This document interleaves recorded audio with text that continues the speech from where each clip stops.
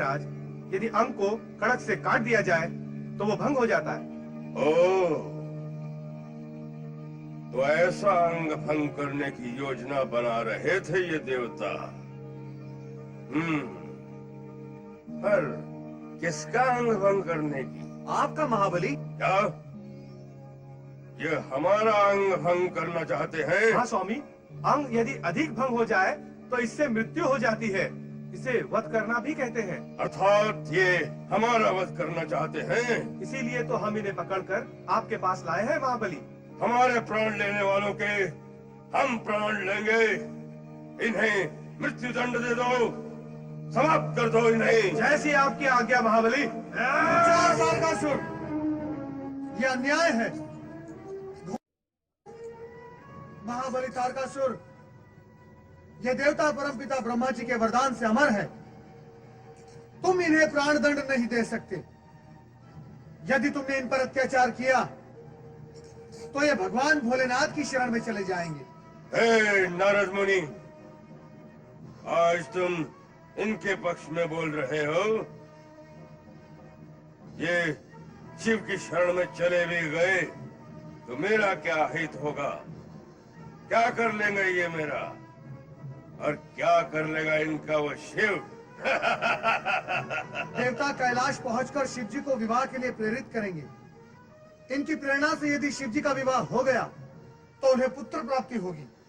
यदि उन्हें पुत्र प्राप्ति हो गई तो तुम्हारा वध अटल है। क्योंकि परमपिता ब्रह्मा जी के वरदान के अनुसार तुम्हारा वध शिव पुत्र के हाथों निश्चित है। यदि आप अपना हित चाहते हो तो मेरी बात मान लो, इन्हें मुक्त कर दो। नहीं, ये सब तुम्हारी रची हुई लीला है। मैं तुम्हें दंडित किए बिना नहीं छोड़ूंगा नारद। भाग गया चोटी वाला। भाग गया। जाओ, उन दुष्ट देवताओं को पकड़ कर लाओ और उस चोटी वाले को भी। महाबली तारकासुर की जय! महाबली तारकासुर की जय! महाबली तारकासुर की जय!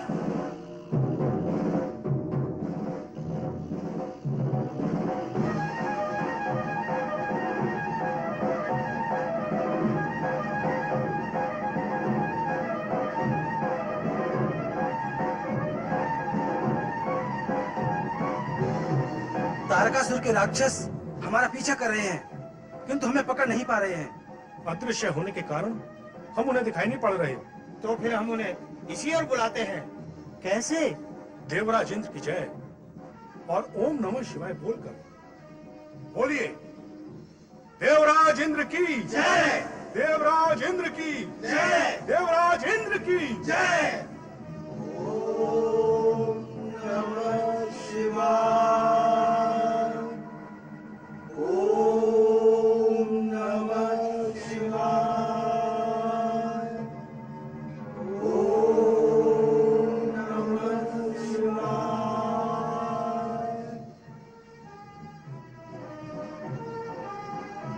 यहाँ तो कोई भी नहीं है। किंतु ये आवाज कहाँ से आई? देवता हमें तंग कर रहे हैं, वे यहीं कहीं हैं, पर अदृश्य हैं। लगता है देवता पृथ्वी की ओर भाग रहे हैं। हमें भी पृथ्वी की ओर चलना चाहिए।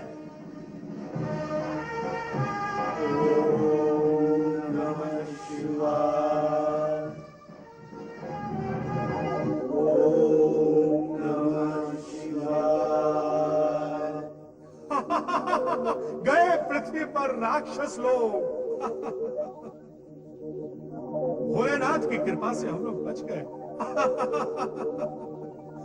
ओम नमः शिवाय। ओम नमः शिवाय। ओम नमः शिवाय। ओम नमः शिवाय। ओम नमः शिवाय। ओम नमः शिवाय। ओम नमः शिवाय। ओम नमः शिवाय। ओम नमः शिवाय।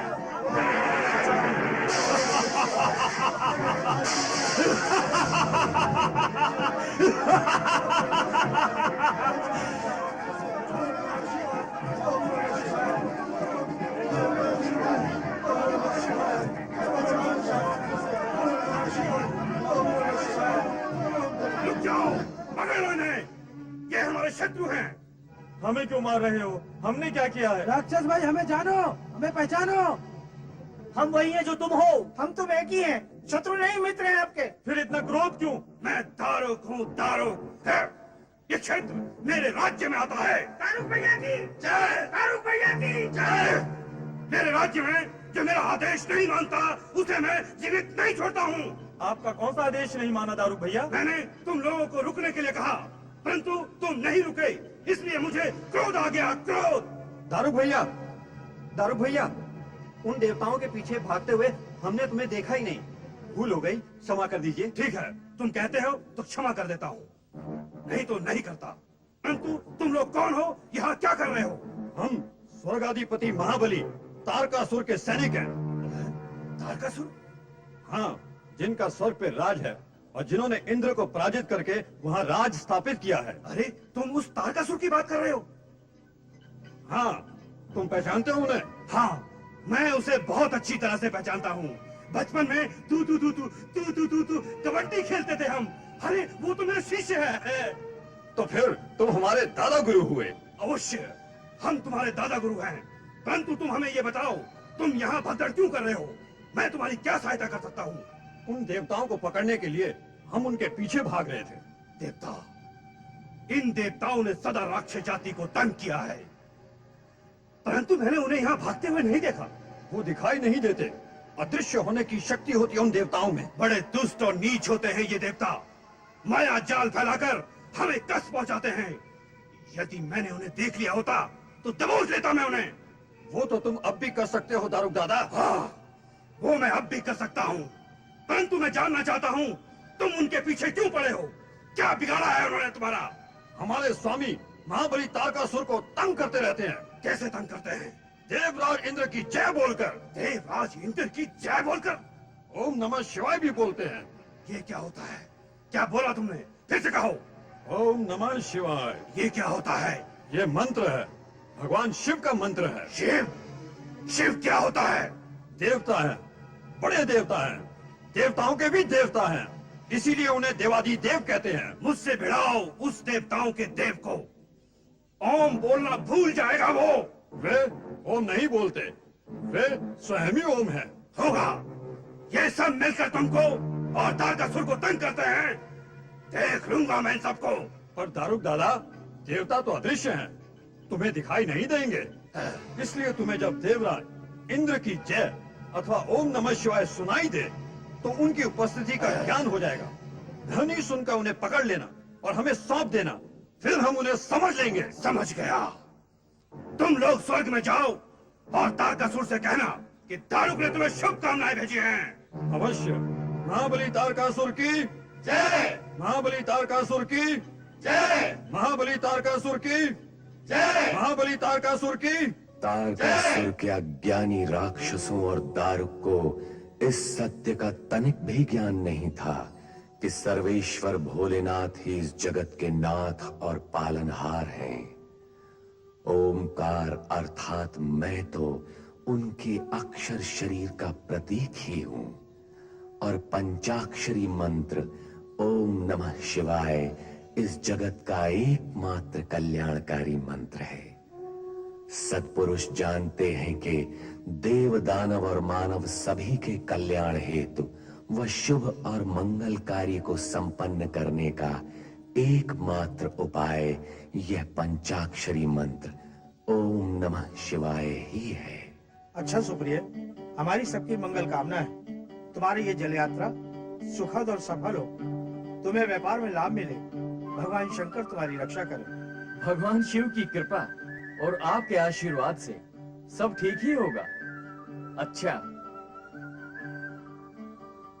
ओम नमः शिवाय, ओम नमः शिवाय, ओम नमः शिवाय, ओम नमः शिवाय, ओम नमः शिवाय, ओम नमः शिवाय, ओम नमः शिवाय, ओम नमः शिवाय, ओम नमः शिवाय, ओम नमः शिवाय,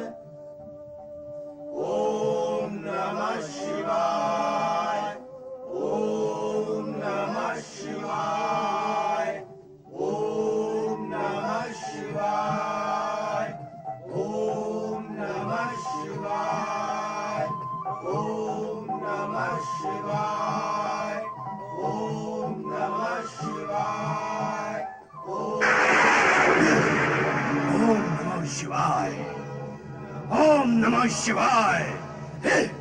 तारकासुर के सैनिक और सेनापति ने यही बताया था, यदि कोई ओम नमः शिवाय बोले उसे पकड़कर उन्हें सौंप देना।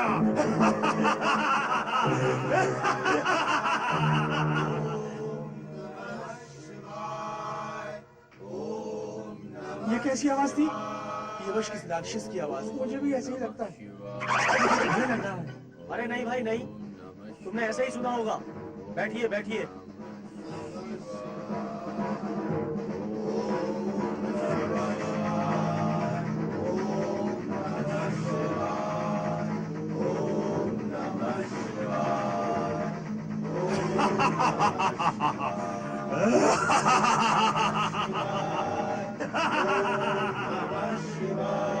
ये अवश्य राक्षसी है।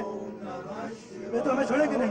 अब जीवित बचना संभव नहीं है भैया। हमें पकड़नी चाहिए। ये बड़ी भयानक आवाज में है। सुप्री भैया, सुप्री भैया, सुप्री भैया, भैया, लगता है राक्षस आक्रमण करने वाले हैं। कुछ कीजिए। भयभीत होने की आवश्यकता नहीं। भगवान शिव हमारे रक्षक हैं। ये दुष्ट राक्षस हमारा कुछ भी अहित नहीं कर सकते। सब प्रेम से बोलो, ओम नमः शिवाय, ओम नमः शिवाय, ओम नमः शिवाय।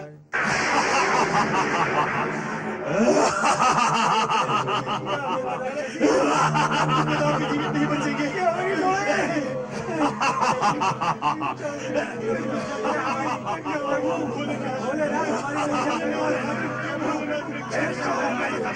पकड़ो इनको। अरे खड़े खड़े क्या देखते हो? पकड़ लो, भाग मेरे बाहर।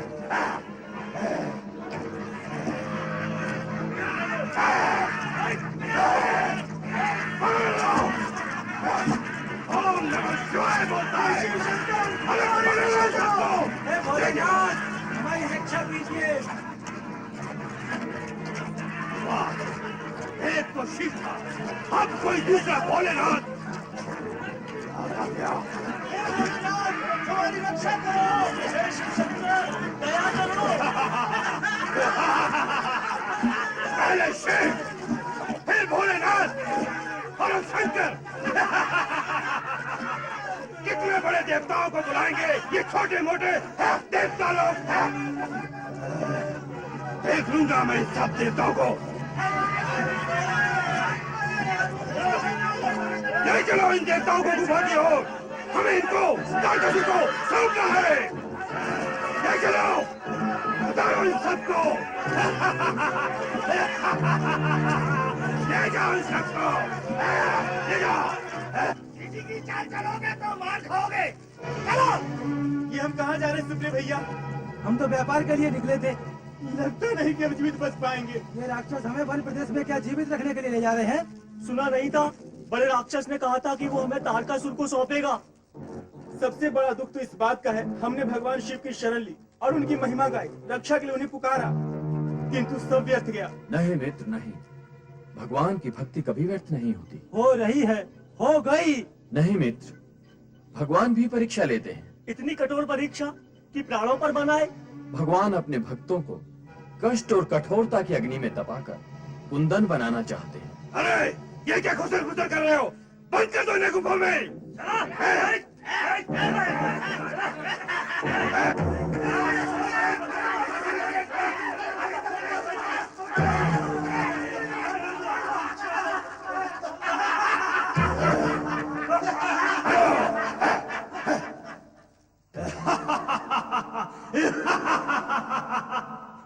तारकासुर के सैनिक आएंगे और इन्हें ले जाएंगे।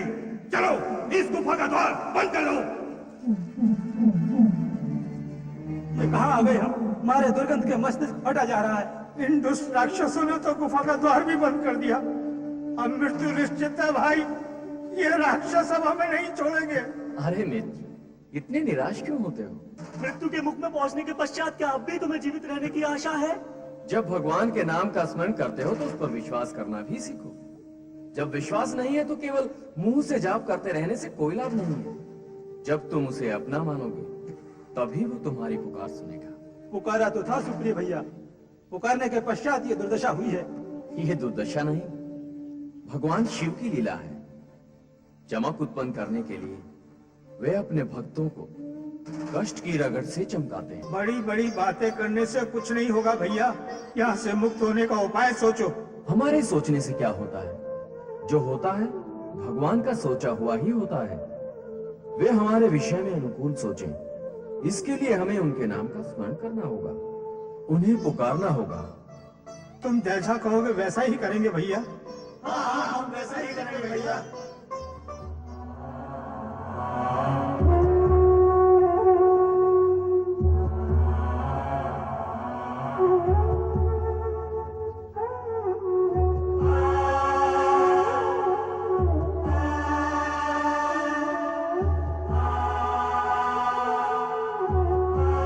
हे भोलेनाथ, हमारे पास न पत्र है, न फूल, न अक्षत, न कुमकुम, न दीपक। हमारे पास कुछ भी तो नहीं है। कुछ है तो केवल हमारी भावना। हम दीन दुखियों की प्रार्थना स्वीकार करना, हमारी रक्षा करना। आओ बंधुओं, शिव प्रार्थना का आरंभ करें।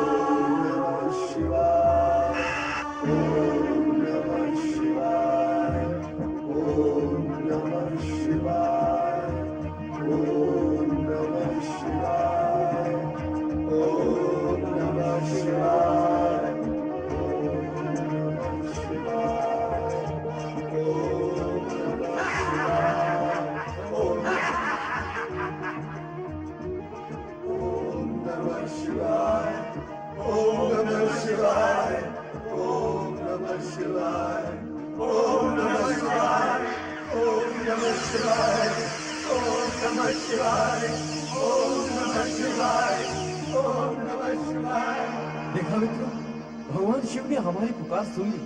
भगवान शिव ने हमारी सुन ली। शिव कंठा वर्णीय नाग भगवान शिव का संदेश लेकर ही तो आए हैं। क्या संदेश लाए हैं ये नाग भगवान का? यही कि भगवान शिव राक्षस दारूक से हमारी रक्षा अवश्य करेंगे। ओम नमः शिवाय, ओम नमः शिवाय, ओम नमः शिवाय,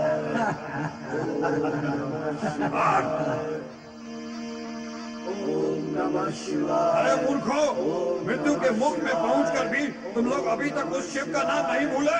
ओम नमः शिवाय, ओम नमः शिवाय। अरे देखिए, वो तुम्हारी रक्षा कैसे करते हैं। ओम नमः शिवाय, ओम नमः शिवाय, ओम नमः शिवाय, ओम नमः शिवाय।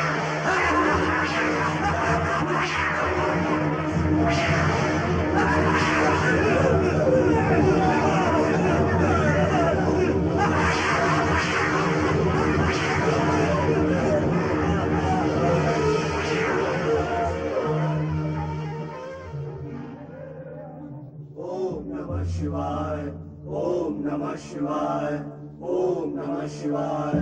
अब कहो मित्रों, भगवान शिव ने हमारी पुकार सुन ली ना? विश्वास का फल मीठा होता है ना?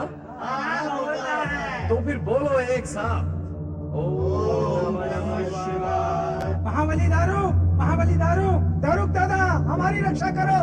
शीघ्र आओ दैत्यराज, कहाँ हो तुम?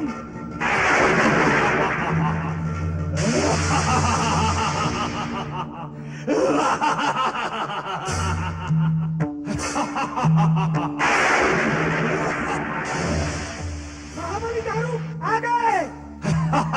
महाबली दारुक की कहो, मुझे क्यों बुलाया है? देखो क्या दशा हो गई है हमारी। किसने बनाई है तुम्हारी ये दुर्दशा? गुफा में, गुफा के सर्पों ने, शिव के सर्पों ने, जो शिवलिंग से निकले थे। शिव, शिवलिंग, इस शिव ने बहुत गड़बड़ मचा रखी है। मुझे इसका साजा ठीक करना ही होगा। कहाँ है वो सर? वहीं गुफा में। चलो आओ देखते हैं कहाँ है वो सर। ओम नमः शिवाय, ओम नमः शिवाय, ओम नमः शिवाय।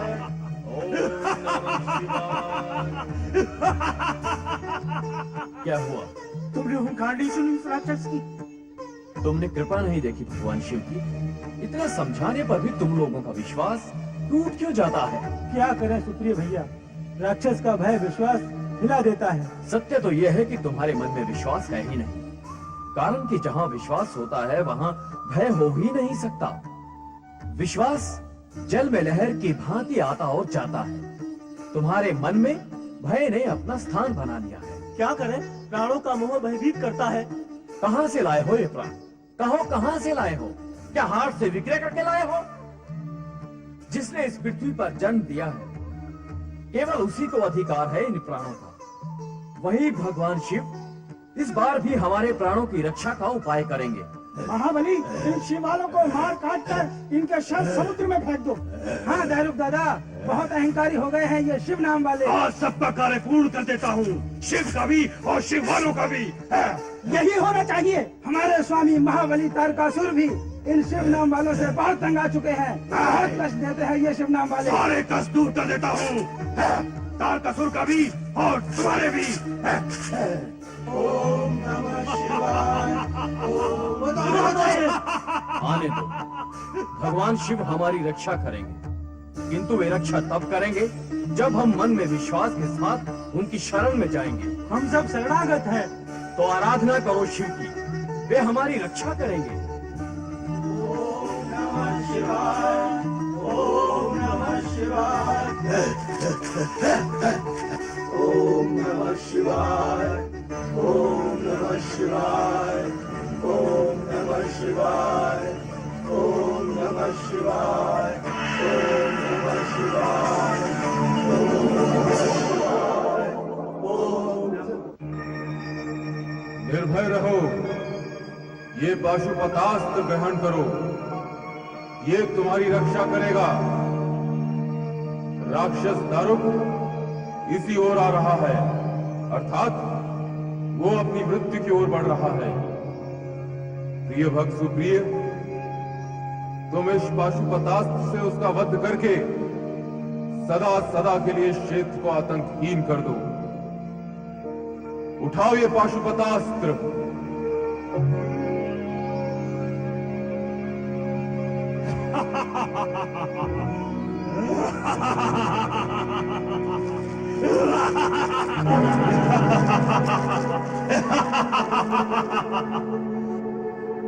तारकासुर के सेनापति को तुमने भगा दिया, परंतु दारू को नहीं भगा पाओगे। दारू को मैं तुम्हारा सर्वनाश कर दूंगा। ओम नमः शिवाय।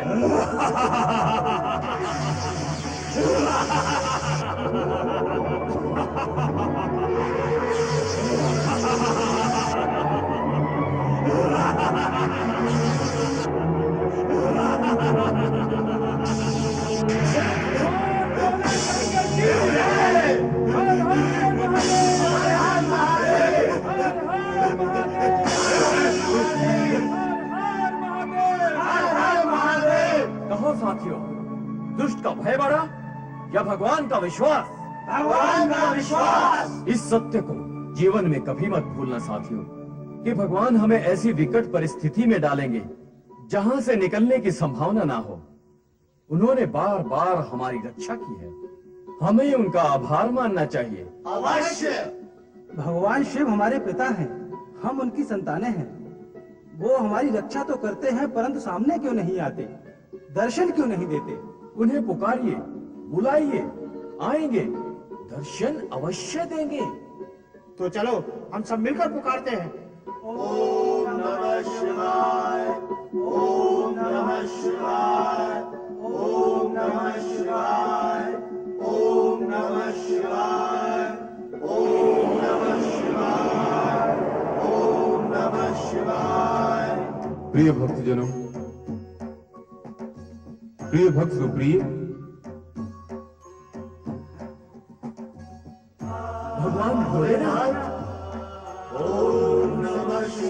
कल्याण हुआ।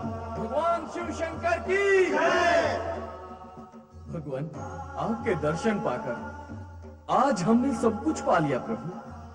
अब जीवन में कुछ भी पाना शेष नहीं है। मेरा जीवन धन्य हो गया प्रभु। प्रिय भक्त सुप्रिय, हम तुम्हारी भक्ति भावना, दृढ़ विश्वास और आस्था से अत्यंत प्रसन्न हुए। जो कामना हो मांग लो। आपके दर्शनों की कामना थी प्रभु, जो पूर्ण हो गई। अब यही कामना है कि आपके दर्शन सदा होते रहे। सदा के लिए दर्शन की इच्छा है तो उपाय करना होगा सुप्रिय। अवश्य करूंगा भगवान। आप ज्योतिर्लिंग के रूप में सदा सदा के लिए इसी स्थान पर विराजमान हो जाएं और शिव भक्तों पर फिर कोई भी अत्याचार न कर सके। उन पर आपकी कृपा सदा बनी रहे। तथास्तु। तुम्हारी इच्छा के अनुसार इस स्थान पर एक ज्योतिर्लिंग की स्थापना होगी और वो ज्योतिर्लिंग नागेश्वर ज्योतिर्लिंग के नाम से प्रसिद्ध होगा।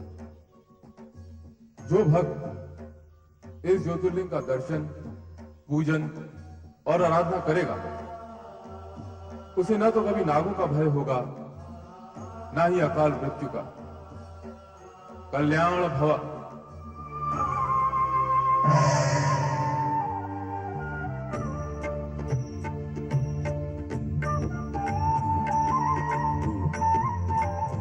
भगवान नागेश्वर की जय। भगवान नागेश्वर की जय। भगवान नागेश्वर की जय। शिव के भक्त जनों ने पुकारा जब संकट पड़ने पर। शिव के भक्त जनों ने पुकारा जब संकट पड़ने पर। तब तब ज्योतिर्लिंग में पधारे अजर अमर शिव शंकर। अजर अमर शिव शंकर। अजर अमर शिव शंकर। अजर अमर शिव शंकर। अजर अमर शिव शंकर।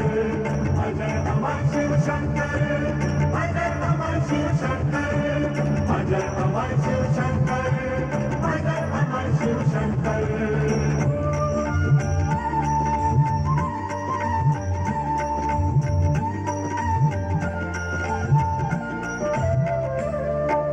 दारुक असुर के कारागृह में सुप्रिय नाम का ब्राह्मण साथियों संग नित भक्ति भाव से करता था शिव पूजन। चारुक पाठ का एक मंदिर तब वहाँ यकायक प्रकट हुआ। इसके संग ही फैली वहाँ पे ज्योतिर्मय शिवलिंग की छटा। वही शिवा नागेश्वरी के संग शिव शंकर जी आए। ज्योतिर्लिंग स्वरूप सदा शिव नागेश्वर कहलाए। ये वो ज्योतिर्लिंग है जहाँ पे मनवांछित फल मिलता। दुख के पतझड़ में भी यहाँ पे फूल खुशी का खिलता। नागेश्वर की जय हो। नागेश्वर की जय हो। नागेश्वर की जय हो। नागेश्वर की जय हो। नागेश्वर की जय हो। नागेश्वर की जय हो। नागेश्वर की जय हो। नागेश्वर की जय हो। भगवान शिव की आराधना अर्चना करते हुए सुप्रिय और उसके साथियों ने मनोवांछित फल पा लिया। भक्तों की पुकार से अजर अमर शिव शंकर सदा सदा के लिए नागेश्वर ज्योतिर्लिंग के रूप में प्रतिष्ठित हो गए। दूसरी ओर पार्वती मनोवांछित फल प्राप्त करने के लिए एकाग्र चित्त अपने उद्यान के एकांत स्थान पर शिव आराधना में निमग्न है और उसकी प्रिय सखी जया व्यग्रता से उसे ढूंढ रही है। विजया, विजया, यहाँ भी नहीं, वहाँ भी नहीं, फिर गई कहाँ? विजया ने कहा था कि तू भी उसे खोज, और वो स्वयं खो गई। अब मैं कहाँ खोजूं उसे? वही। अरे विजया, तू कहाँ रह गई थी? तू बोलना, तू कहाँ थी अब तक? तेरी मति मारी गई है। तू नहीं तो कहा था कि मैं इधर जाऊँ और तू उधर जाएगी पार्वती को ढूंढने के लिए। तो मैं ढूंढती रही हूँ। तो तू अब तक उसे ढूंढी रही है? क्यों, तूने ढूंढ लिया है उसे? नहीं, फिर तो मैं भी तुझसे यही प्रश्न कर सकती हूँ कि तू अब तक ढूंढ पार्वती नहीं मिली। नहीं, कहाँ गई होगी? विजया, मुझे तो लगता है वो हिमगिरी शिखर पर शिव जी के पास गई होगी। नहीं, वो वहाँ नहीं जा सकती। क्यों नहीं जा सकती? कौन रोकेगा उसे? स्वयं शिव जी ने तो कहा था कि वो एकांत चाहते हैं और कोई उनके समीप आकर उनकी एकांत समाधि में बाधा ना डाले। हाँ, कहा था। पर क्या पार्वती शिव जी की बात मानेगी? जया, वो शिव जी के अतिरिक्त और किसी की बात नहीं मानेगी। अरे, तू बोलती ही जाती है। हम तो आए थे यहाँ पार्वती को ढूंढने के लिए। इसमें मानने या न मानने की बात कहाँ से आती है? लगता है तेरे मस्तिष्क ने तेरा साथ छोड़ दिया। इस पर फिर विचार करेंगे किसके मस्तिष्क ने क्या छोड़ा है। अभी चलकर पार्वती को ढूंढते हैं। चल, चलो। ओम नमः शिवाय। कहाँ चली? पता नहीं। ओम नमः शिवाय। वो वहाँ। वहाँ कहाँ? हे मेरी माँ, मस्तिष्क के साथ साथ इसकी आंखें भी गई। चल, अरे मेरी आंखों से देख, वो सामने। अरे, वो पार्वती है या कोई ऋषि मुनि? चल कर देखते हैं। चल। ओम नमः शिवाय। ओम नमः शिवाय। ओम। अरे ओ ज्ञानी जी, अरे ओ ज्ञानी योगी जी। ओम नमः शिवाय। मुनिवर, तुम्हारे भक्त आए हैं। भक्त नहीं मूर्खा, शिष्य आए हैं। शिष्य नहीं निर्बुद्धि, शिष्याएं आई हैं। तुम दोनों यहाँ क्या लेने आई हो? तुम्हें लेने आए हैं। मेरी सखी किसके ध्यान में बैठी थी? विजया। अब ये प्रश्न कहाँ रहा? हाँ री हाँ, प्रश्न तो कब का उत्तर बन गया है। तुम्हें हर समय छेड़छाड़ ही सूझती है। हर समय नहीं, समय समय पर, यदा कदा, अर्थात कभी कभी। देखो, जब कोई ध्यान में बैठा हो तो उसे बाधा पहुंचाना उचित नहीं है।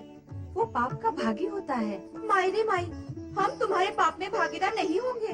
हम तो केवल तुम्हारी प्रसन्नता और तुम्हारे सुख में ही भागीदार बनेंगे।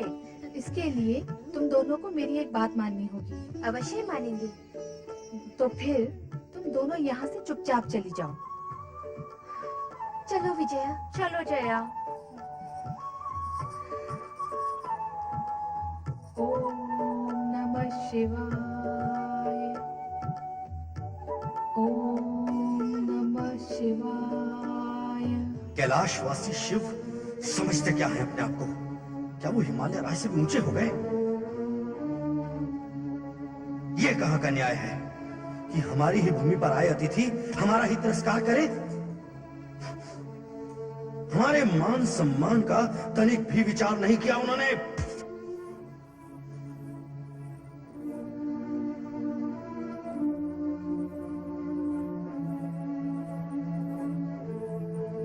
पुत्र मेना, इसमें इतना उत्तेजित होने का क्या कारण है? माँ है। जिन्हें अपना आत्मसम्मान और स्वाभिमान प्रिय है, उनके लिए ये उत्तेजना का ही कारण है। भला ये भी कोई बात हुई? कैलाशपति ने हमारे ही राज्य क्षेत्र में आकर हमारा ही अपमान किया। एकांत प्रियता की ओट में उन्होंने हमें हमारे ही स्थान पर आने से रोका। तुम ही कहो माँ, ये अपमान नहीं तो और क्या है? कोई भी स्वाभिमानी व्यक्ति ऐसा अपमान सहन नहीं कर सकता। स्वाभिमान और अहंकार में अंतर होता है पुत्र। तुम्हारे उत्तेजना के मूल में तुम्हारे अधिकार का अहंकार है। यदि हमें हमारे क्षेत्र के अतिरिक्त किसी और स्थान पर आने से रोका जाता तो तुम्हारे अहम को ठेस नहीं लगती। अहम को चोट तो इसलिए लगी है कि तुम्हें तुम्हारे अधिकृत स्थान पर आने से रोका गया है।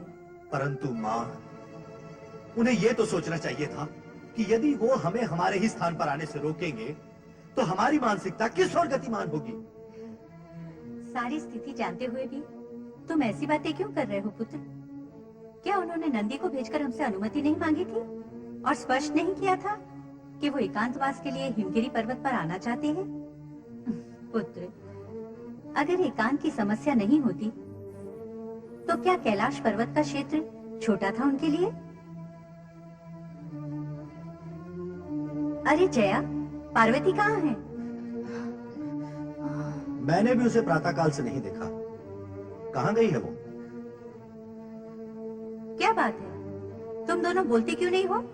कहाँ है पार्वती? वहाँ। वहाँ कहाँ? वो उद्यान में। उद्यान में? वो ध्यान में अकेली क्या कर रही है? ध्यान कर रही है। ध्यान कर रही है? किसका ध्यान? भगवान शिव का ध्यान। शिव का ध्यान? तुम दोनों उसे बुलाकर साथ में क्यों नहीं लाई? कैसे लाती? वो तो किसी से बात करने के लिए भी तैयार नहीं है। जो हमारा अपमान करे, पार्वती उस शिव की आराधना कर रही है। माँ, पार्वती को रोकना होगा, तुरंत रोकना होगा।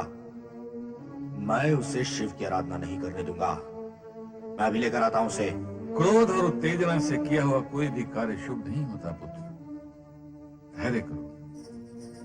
किंतु पिताश्री, जिस शिव ने हमारा अपमान किया, पार्वती उसी की आराधना कर रही है। क्या ये उचित है? अपने माता पिता के समक्ष उचित और अनुचित का प्रश्न करना क्या संतान के लिए उचित है? और तुम्हारा ये मान लेना कि शिव ने हमारा अपमान किया है, क्या ये उचित है? किसी की आराधना में विघ्न डालना भी क्या उचित है? उत्तर दो पुत्र।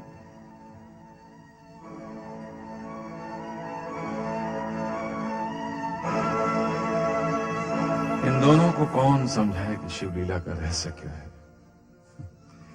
कितने अज्ञानी हैं ये दोनों। ओम नमः शिवाय। ओम नमः शिवाय। ओम नमः शिवाय। नारायण नारायण नारायण, श्रीमन्नारायण नारायण नारायण, नारायण नारायण नारायण, श्रीमन्नारायण नारायण नारायण। ओम नमः शिवाय। देवर्षि, पार्वती का शत शत प्रणाम स्वीकार करें देवर्षि। कल्याण भव, तुम्हारी मनोकामना पूर्ण होगी। मेरी मनोकामना के विषय में आपको ज्ञान है देवर्षि? कुछ कुछ है, कुछ तुम बताओ, पूर्ण ज्ञान हो जाएगा। आप तो अंतर मन की बात जान लेते हैं मुनिवर, मैं क्या बताऊं? तो समझो कि वही जानकर मैं यही कहना चाहता हूँ कि भगवान शिव की प्राप्ति के लिए तुमने जो मार्ग चुना है सही है। अर्थात तुम्हारी शिव भक्ति ही तुम्हें भगवान शिव तक पहुंचाएगी। नारायण नारायण। दृष्टता क्षमा करें तो एक प्रश्न पूछूं देवर्षि? अवश्य अवश्य पूछो। प्रकट रूप में आप भविष्यवाणी कर ही चुके हैं कि शिव जी जो मेरे आराध्य हैं वे मेरे भावी पति होंगे। फिर उन्होंने मुझे दर्शन देने से वंचित क्यों किया? अलौकिक कार्य जब लौकिक रूप में संपन्न होते हैं तो उनका रूप विचित्र हो जाता है। मैं कुछ समझी नहीं देवर्षि। सत्य ये है देवी कि भगवान शिव अपनी आराधना करने वालों की कठोर परीक्षा लेते हैं। वो ये जानना चाहते हैं कि उनके रोकने पर भी क्या उनके भक्त उनके समीप आते हैं या नहीं। रोकने पर समीप जाना कैसे संभव होगा देवर्षि? यही तो परीक्षा का सबसे कठिन स्थल और मोड़ है। भक्त को यहाँ धैर्य और विवेक से काम लेना चाहिए। देवी, तुम्हें निराश होने की आवश्यकता नहीं। तुम्हारा भविष्य तो उज्जवल ही उज्जवल है। कृपया ये तो बताइए कि अब मुझे क्या करना चाहिए?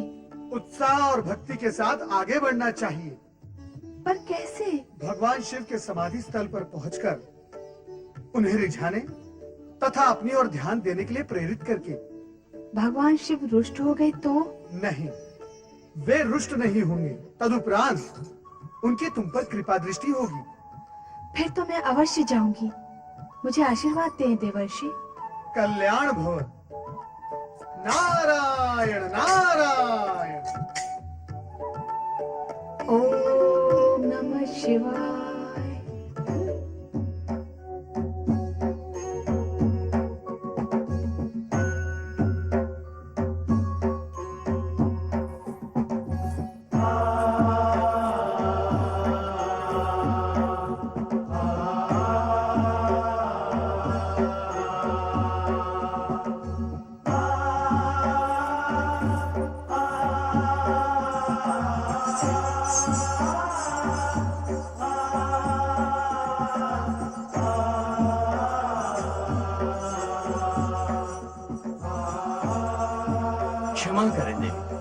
स्वामी के एकांत ध्यान में बाधा ना डाले। अभी अभी तुम क्यों बाधा डाल रहे थे उन्हें पुष्प अर्पित करके?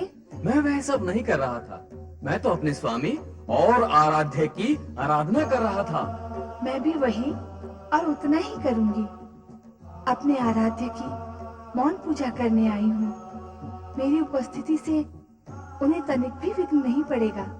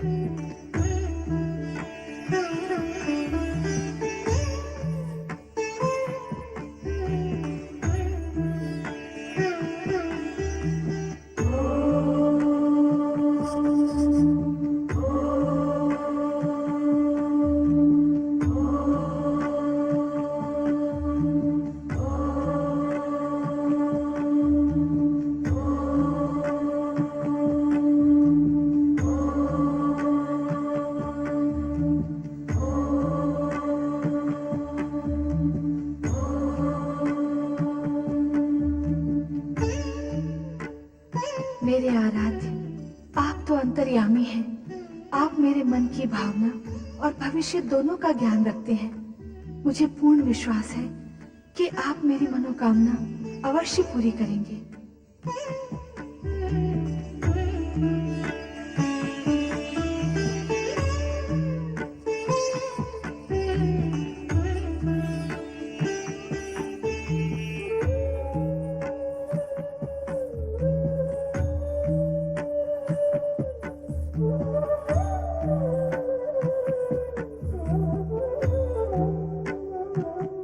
अरे जया, विजया कहाँ चली गई?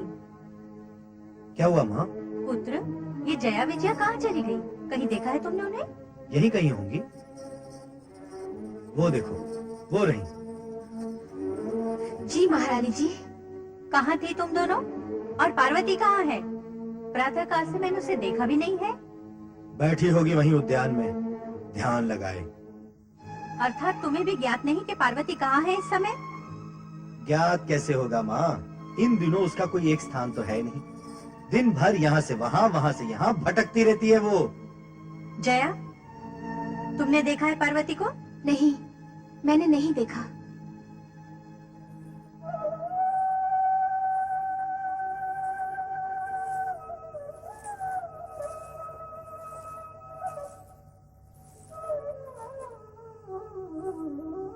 कहाँ गई थी तुम?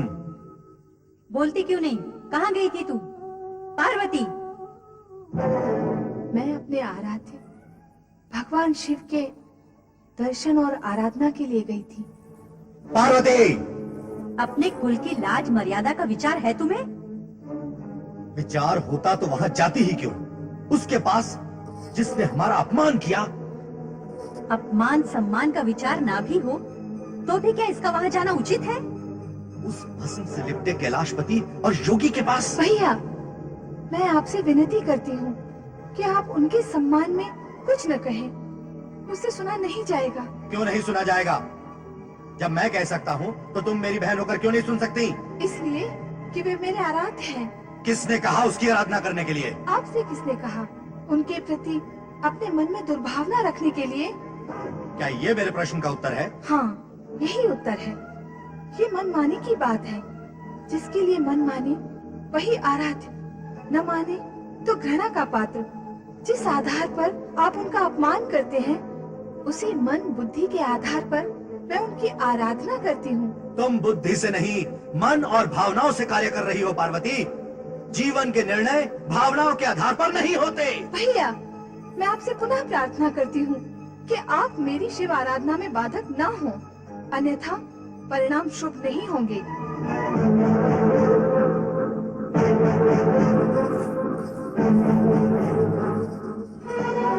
पार्वती, क्या माँ और भैया को अप्रसन्न करके तुम्हारी आराधना पूर्ण हो सकेगी? सभी ओर से विचार कर लो पार्वती, मार्ग में अनेक बाधाएं हैं। मैंने पूर्ण विचार कर लिया है। मैं मार्ग की सभी बाधाओं को एक ओर करके अपने आराध्य तक पहुंच जाऊंगी।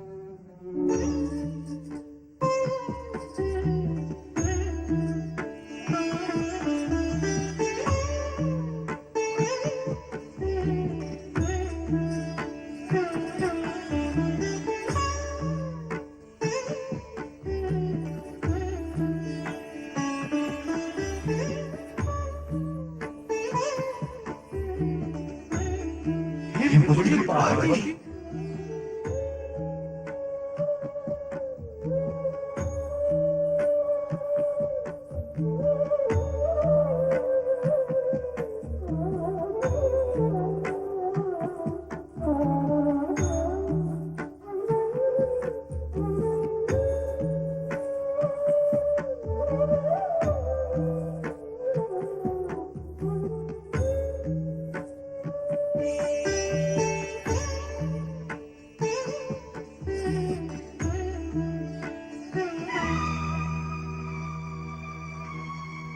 हेमपुत्री पार्वती नित्य ही शिवाराधना के लिए यहाँ आती हैं और मन ही मन पूजा अर्चना करके वापस चली जाती हैं, किंतु शिव शंकर की समाधि नहीं टूटती। वो तो अडेग अपनी समाधि में लीन एवं अवस्थित है। तो क्या भोलेनाथ की समाधि कभी टूटेगी नहीं? नहीं, ऐसा नहीं है, किंतु ये ज्ञात नहीं है कि ये समाधि कब तक टूटेगी। मेरा विचार है इस विषय में ब्रह्मा जी कुछ बता सकेंगे। हाँ, हमें उन्हीं के पास चलना होगा।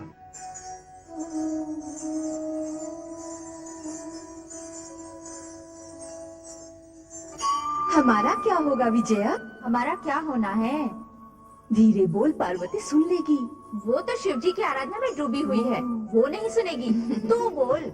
मैं कह रही थी, जब राजकुमार मैनाक को पता चलेगा कि हम भी पार्वती के साथ आए हैं, तो वो हम पर भी क्रोध करेंगे। देख जया, तू मेरी बात सुन। तू, मैं और पार्वती कुछ अनुचित नहीं कर रहे हैं। वो अपने आराध्य की पूजा करने यहाँ आई है। हम उसकी सखियाँ हैं, उसका सहयोग देकर हम कुछ अनुचित नहीं कर रहे हैं। फिर भाई कैसा? मैं तो कहती हूँ हमें मिलकर भगवान शिव से प्रार्थना करनी चाहिए कि शीघ्र ही पार्वती पर प्रसन्न हो जाएं। देवी पार्वती, नंदी का नमस्कार स्वीकार करें। नमस्कार नंदी महाराज। देवी, आज आपके साथ ये दो बालिका हैं। ये जया और ये विजया, मेरी सखियाँ। किंतु देवी, चिंता न करें नंदी महाराज, इनके कारण कोई विघ्न नहीं पड़ेगा।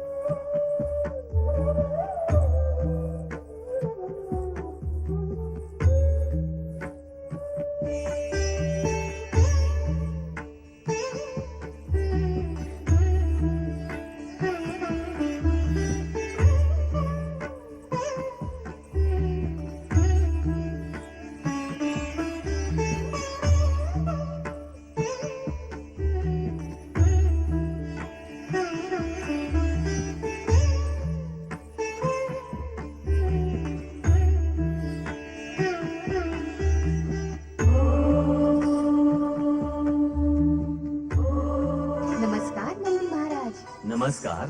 नमस्कार नंदी महाराज। नमस्कार।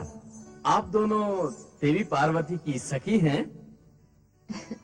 अभी अभी बताया उन्होंने। हाँ, हम पार्वती की सबसे प्रिय सखियां हैं। देवी पार्वती भी आपकी सखी है ना? हाँ। मेरा अभिप्राय यह है कि आपकी सखी पार्वती भगवान शिव शंकर की परम भक्त है, नित्य आराधना के लिए आती है। ऐसे निष्ठावान, आस्थावान और समर्पित भक्त होते ही कहाँ हैं? इसमें तो संदेह ही नहीं कि पार्वती शिव जी की अनन्य भाव से आराधना करती है। इसीलिए मैंने अपने स्वामी की आज्ञा का उल्लंघन करके देवी पार्वती को यहाँ आराधना करने से रोका नहीं।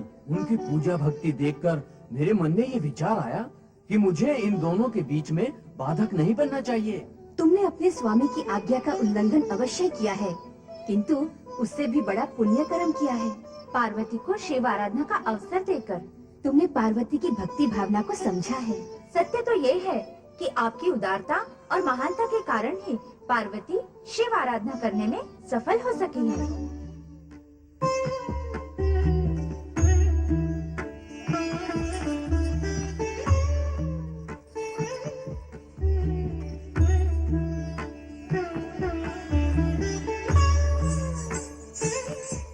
अच्छा नंदी महाराज, कल भेंट होगी। नमस्कार। नमस्कार। नमस्कार नंदी महाराज। नमस्कार। मेरा भी नमस्कार। मेरा भी नमस्कार।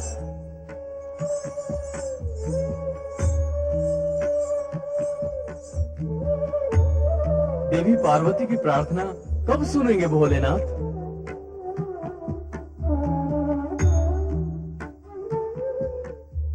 देवराज इंद्र और देवगण भी इसी विषय को लेकर चिंतित व आशंकित थे कि कब पार्वती की आराधना सफल होगी, कब भगवान शिव के हृदय में अनुराग जागृत होगा और तदुपरांत उनके मंगल मिलन से पुत्र की उत्पत्ति होकर उसके द्वारा तारकासुर का वध होगा। इसी चिंता व आशंका को लेकर देवराज देवगण सहित ब्रह्मा के पास पहुंचे। प्रभुदेव की जय। कृपा करें परमपिता, दर्शन दे सृजनहार। देवराज, क्या आपको ज्ञात है कि ब्रह्मदेव ने अपना स्थान और स्वरूप क्यों परिवर्तित किया? नहीं देवी सरस्वती। हमें तो आश्चर्य है, ब्रह्मदेव ने ऐसा स्वरूप क्यों बनाया है? मैं आप सभी देवगणों से प्रार्थना करती हूँ कि आप ब्रह्मा जी की सृष्टि रचना के रचनात्मक कार्य में बार बार विघ्न न डालें। ब्रह्मलोक में बार बार आपके आगमन से सृष्टि की रचना के कार्य में बाधा आ रही थी। उसी कारण उन्हें अपना स्थान और स्वरूप परिवर्तित कर यहाँ आना पड़ा, किंतु आप यहाँ पर भी आ पहुँचे। देवी सरस्वती, ब्रह्मदेव के कार्य में बाधा डालना हमारा उद्देश्य नहीं है। हम तो अपने कष्ट निवारण के निमित्त बार बार ब्रह्मदेव की शरण में आते हैं। ब्रह्मा जी ने आप सभी को स्पष्ट रूप से कह दिया है कि समय की प्रतीक्षा करें, फिर अनावश्यक रूप से स्वयं कष्ट पाने और कष्ट देने का क्या प्रयोजन? ठीक है देवी सरस्वती, हम समय की प्रतीक्षा करेंगे। नारायण नारायण। माँ सरस्वती, अपने पुत्र नारद का प्रणाम स्वीकार करें। आओ नारद, मैं वही विचार कर रही थी कि अब तक तुम प्रकट क्यों नहीं हुए? माँ, आपके पुत्र नारद के नियमावली में अकारण और समय से पहले प्रकट होने का कोई नियम नहीं है। नारायण नारायण। समय आ पहुँचा तो मैं भी आ पहुँचा। समय पर और कारण सहित प्रकट होने का तुम्हारा नियम है नारद, तो अब यहाँ आने का कारण भी बता दो। देवराज इंद्र के मन की व्यग्रता ही मेरे आगमन का कारण है माँ। माँ, जब तक देवराज इंद्र अपने मन की पीड़ा परमपिता ब्रह्मदेव से नहीं कह लेंगे, तब तक के लिए वे व्यग्र रहेंगे, और जब तक ये व्यग्र रहेंगे तब तक मैं भी व्यग्र रहूंगा। माँ, कृपा करें और परमपिता ब्रह्मदेव के दर्शन की आज्ञा दे। जो कुछ तुमने कहा है और जिस ढंग से कहा है, ऐसी स्थिति में आज्ञा ना देकर मैं स्वयं भी व्यग्र हो जाऊंगी। माँ सरस्वती की जय। माँ सरस्वती की जय। माँ सरस्वती की जय। परम पिता ब्रह्मा जी की जय।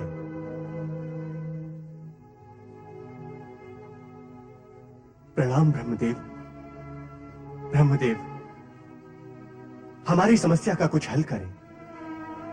देवराज इंद्र, मैं तुम्हारी समस्या से भली प्रकार अवगत हूं, किंतु इस समय मैं तुम्हारी कोई सहायता नहीं कर सकता। परमपिता, कारण? इस समस्या का हल देवादिदेव शिव जी की इच्छा पर आधारित है और हम सब देवतागण उनकी इच्छा के अनुसार ही कार्य करते हैं। वो तो सर्वविदित है ब्रह्मदेव, किंतु अब तारकासुर के अन्याय और अत्याचार सहन शक्ति की सीमा के परे जा चुके हैं। जब तक उस पापी दुष्ट का अंत नहीं हो जाता, हम देवों की समस्या का समाधान नहीं होगा ब्रह्मदेव। देवराज, एक ही सत्य को बार बार दोहराने पर भी तुम उसे भूल जाते हो। कौन सा सत्य ब्रह्मदेव? किसी का अधोपतन या अंत होता है तो उसके पुण्य कर्मों का फल क्षीण होने से, और किसी को सुख शांति संपदा और सौभाग्य की प्राप्ति होती है उसके पुण्य कर्मों के फलस्वरूप। तारकासुर तपस्या का सुफल भोग रहा है और देवतागण तपस्या भूल गए हैं। जब पुण्य ही शेष नहीं है तो समस्याएं ही समस्याएं होंगी। आप आज्ञा करें ब्रह्मदेव, हम तपस्या करेंगे। मेरी आज्ञा पाकर तपस्या करने से क्या होगा? पुण्य संचित करने के लिए आप लोगों को शिव आराधना करनी होगी ताकि आपके कष्ट मिट सके। परमपिता, पार्वती कितने समय से भगवान शिव की आराधना कर रही है, किंतु अब तक वो अपने लक्ष्य में सफल नहीं हुई। अज्ञानी मत बनो नारद, तुम्हें तो भली प्रकार विदित है कि आराधना और तपस्या कभी व्यर्थ नहीं जाती। पार्वती की तपस्या भी सफल होगी, उसकी आराधना भी सफल होगी। जब तुम काशी विश्वनाथ के ज्योतिर्लिंग की कथा सुनोगे तो इस सत्य को स्वीकार करोगे कि जब अपकर्म व्यर्थ नहीं होता तो जब तब से प्राप्त सत्कर्म कैसे व्यर्थ होगा? काशी विश्वनाथ में ज्योतिर्लिंग कैसे प्रकट हुए थे, हम सब सुनने के इच्छुक हैं देव। ये तो आप सभी जानते हैं कि शिव और शक्ति एक रूप है। शिव और पार्वती की लौकिक तथा वर्तमान लीला इस जगत के समक्ष तपस्या का महत्व बताने के लिए ही रची जा रही है, ताकि आने वाले युग में यह प्रसंग आदर्श प्रस्तुत कर सकें। मेरी बात सुनो कि शिव शक्ति का अर्धनारीश्वर रूप ही इस जगत में व्याप्त होगा।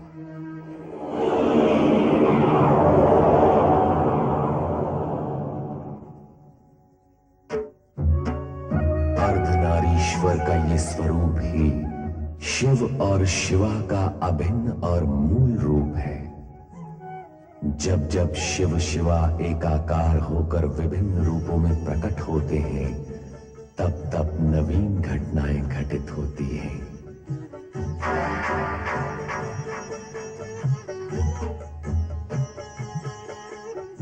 हे विश्व के नाथ, सभी दिव्य विभूतियां दिव्य स्थानों पर विराजित हैं, पर हमारा स्थान कहाँ होगा? जहाँ विश्वनाथ सर्वप्रथम अवतरित होकर